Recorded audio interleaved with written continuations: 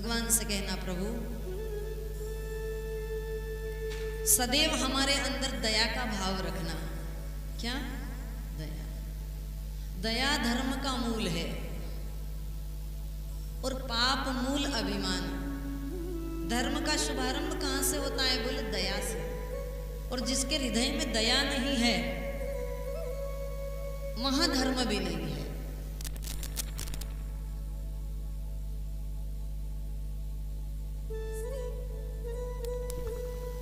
इसलिए भगवान से कहें कि प्रभु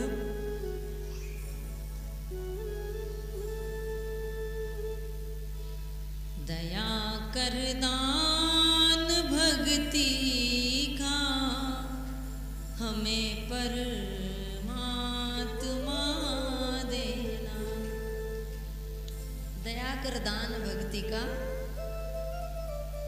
हमें परमात्मा देना। दया करना हमारी आत्मा में शुद्धता देना। दया करना हमारी आत्मा में शुद्धता देना। आत्मा कभी अपवित्र नहीं होता है, लेकिन जिस शरीर में वो रहता है, जो शरीर कुछ गलत करता है ना, इसलिए कहा जाता है कि शरीर से अच्छे कर्म करें तो आत्मा को भी हम पवित्र मान लेंगे। बुरे कर्म करने वाले को आदमी बोलता है बुरा है। और रोज आप हमारे ध्यान में आना। भगवान महादेव जी से कहें, हमारे ध्यान में आओ प्रभु, आँखों में बस जाओ। पाप की शुरुआत कहाँ से होती है? तो बोले आँख से। हमारे ध्यान में आओ प्रभु, आँखों में बस जाओ। अंधेरे दिल में आकर के परम ज्योति जगा देना। मेरा हृदय तो अंधकार से भरा है, प्रभु आकर के इसमें आप विराजमान हो जाइए और दीपक की तरह मुझे प्रकाशित कीजिए। और मैं जहां रहूं वहां, देखो स्वर्ग नरक कहीं और नहीं है। स्वर्ग भी यही है, नरक भी यही है। कुछ लोग अपने घर को स्वर्ग बना कर रखते, कुछ नरक बना के रखते हैं अपने आचरण से। और घर में जब बड़ा व्यक्ति कुछ ऐसा करता है ना, तो पूरा घर वैसा हो जाता। घर का मुखिया सही हो, बहा दो प्रेम की गंगा, बहा दो प्रेम की गंगा, दिलों में प्रेम का सागर।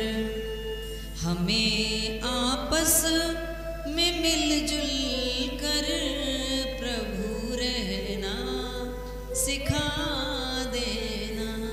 अरे हम गांव की, शहर की, तहसील की, जिले की, प्रांत की, देश की बात करें कि देश में मिलजुल कर रहे हैं। आदमी अपने घर में ही नहीं रह रहा है। और तो और ऐसा कहा जाता है कि पति पत्नी दो शरीर और एक प्राण हुआ करता है, लेकिन उनमें भी मतभेद है। तो फिर कैसे स्वर्ग बने घर? आप तो कम से कम बड़ा बनना है तो बहुत मन मारना पड़ेगा। बड़े बनने के लिए बहुत गम जहर पीना पड़ेगा। शंकर जी वैसे ही बड़े नहीं हुए, जहर पिया है। अपने को भी क्रोध रूपी संसार का सारा जहर पीना पड़ेगा। हमारा धर्म हो सेवा, हमारा कर्म हो सेवा। हमारा धर्म हो सेवा, हमारा कर्म हो सेवा। सदा ईमान हो सेवा, सफल जीवन बना देना। सदैव मेरे ईमान में भी सेवा का भाव हो और मैं ये संकल्प करूं कि एक दिन, प्रत्येक दिन मेरे हाथ से किसी न किसी की सेवा होनी चाहिए, टूटी फूटी कैसी भी सेवा हो, वो होनी चाहिए। जब हर व्यक्ति भारत का ये मान लेगा कि मेरे अंदर ये संकल्प शक्ति हो कि मैं दूसरों का हित करूं, दूसरों की सेवा करूं, तो बताओ इस रघुनाथ और विश्वनाथ के देश में कोई अनाथ भला कैसे रह सकता है। आज माता पिता की दुर्दशा हो रही है, लोग वृद्धाश्रम में छोड़कर आ जाते हैं। जिनके बेटे कलेक्टर होते हैं, उनके बच्चे होते हैं विदेश में बड़ी बड़ी नौकरियां कर रहे हैं, उनके माता पिता वृद्धाश्रम में हैं। ये रघुनाथ और विश्वनाथ का देश है, यहाँ कोई अनाथ नहीं होना चाहिए। हम प्रत्येक व्यक्ति अगर अपने आसपास वालों को देख लेगा ना कि ये दुखी है तो मैं इसका सहारा बन जाऊं, मैं सामर्थ्यवान हूं, तो फिर इस देश में कोई दुखी नहीं होगा।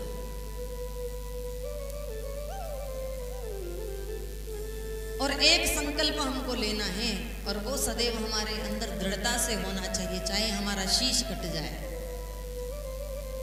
वतन के वास्ते जीना, वतन के वास्ते मरना।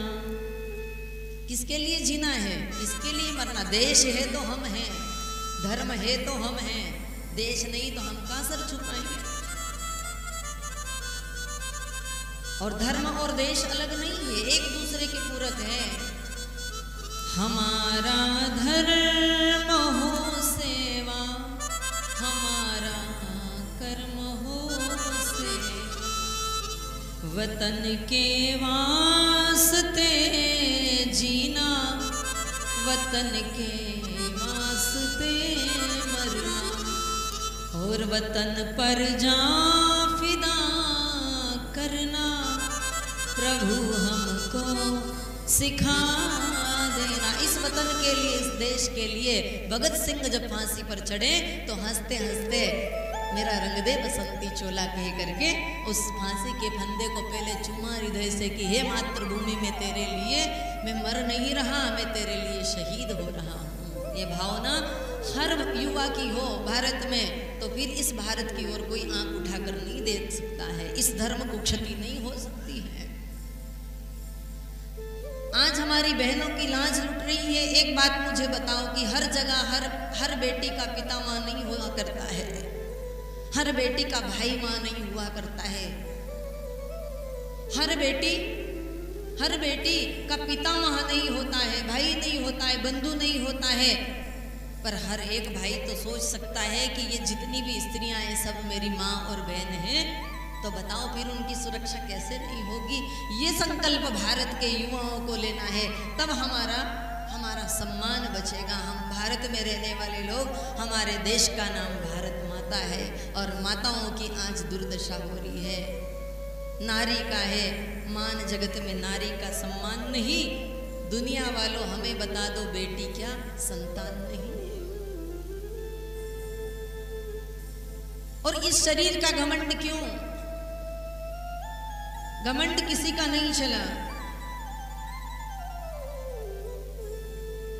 साथ देती नहीं है किसी का, क्या भरोसा है इस जिंदगी का।